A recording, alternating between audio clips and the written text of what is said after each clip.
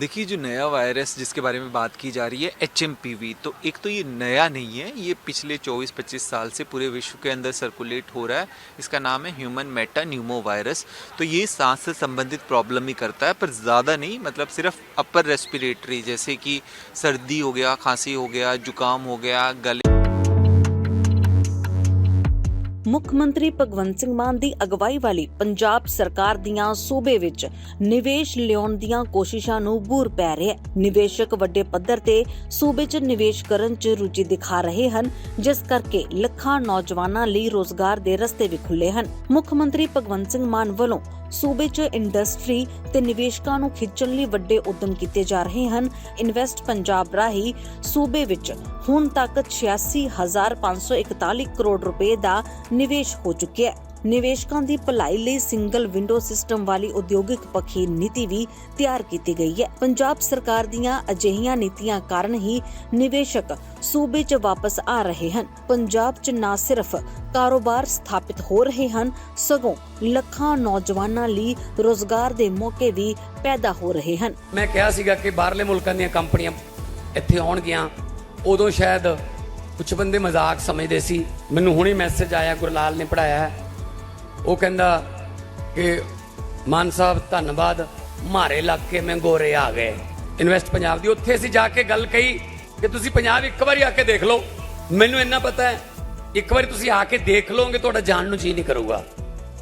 ਔਰ ਇਹ ਧਰਤੀ ਇਦਾਂ ਦੀ ਬਰਕਤ ਵਾਲੀ ਹੈ, ਜਿਹੜਾ ਇੱਥੇ ਆ ਗਿਆ, ਜਿਹਨੇ ਇੱਟ ਲਾ ਲਈ ਇੱਥੇ, ਉਹ ਘਾਟਾ नहीं खांदा वा।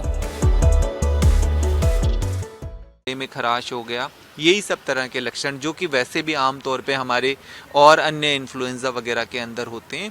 पर हाँ, ज़्यादातर ये थोड़ा अफेक्ट करता है जो बुज़ुर्ग लोग हैं, 65 से उम्र ज़्यादा है, या जो छोटे बच्चे हैं, क्योंकि छोटे बच्चों की इम्यूनिटी अभी बनी हुई नहीं होती है, उनके अंदर इस वायरस के अगेंस्ट एंटीबॉडीज़ नहीं बनी हुई होती है, तो उन लोगों के अंदर इसको ज़्यादा देखा जाता है कि वो उन लोगों को ज़्यादा असर करता है।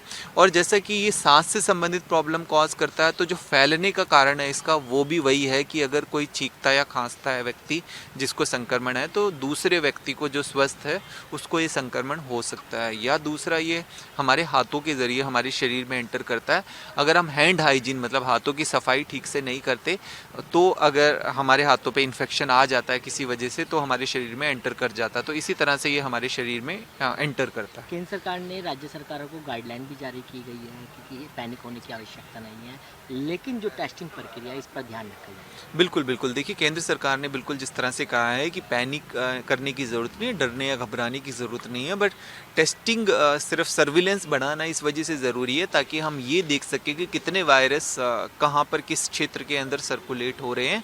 और इसके अलावा वायरस के कोई रूप स्वरूप में तो नहीं बदलाव हुआ है, क्योंकि RNA वायरस है ये, तो ये म्यूटेट भी करके अपने आप को थोड़ा चेंज कर लेता है, तो इस वजह से उसकी जीनोम सीक्वेंसिंग टेस्टिंग, तो सरकार के स्तर पे तो देखिए वो सर्विलेंस होता ही है और वो होना चाहिए, ज़रूरी है।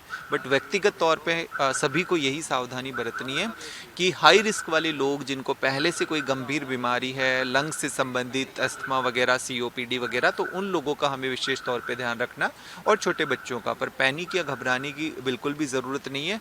और टेस्टिंग का जैसे बताया, सरकार तो कर ही रही है, बाकी ये गवर्नमेंट हॉस्पिटल वगैरह में भी टेस्टिंग की सुविधा उपलब्ध है। पर आपकी डॉक्टर को लगता है तभी आपको टेस्ट कराना है, क्योंकि इसके लिए एक स्वैब टेस्ट लिया जाता है, पर वो सबके लिए ज़रूरत नहीं है, क्योंकि इसके लिए जिन जिनको कोई प्रॉब्लम है, ज़्यादा हाई रिस्क वाले हैं, उनके लिए डॉक्टर वो सलाह दे सकते हैं कराने की। सावधानी क्या बरतनी चाहिए? सावधानी में सिर्फ यही ध्यान रखना है आपको कि अगर आपको सर्दी, खांसी, जुकाम ऐसे कोई लक्षण आ रहे हैं, तो आप मास्क पहने, या किसी और को भी अगर ऐसे सर्दी, खांसी, जुकाम है, उसने मास्क नहीं पहन रखा, तो आप थोड़ा उससे उचित दूरी बना के रखें ताकि आपको संक्रमण ना हो।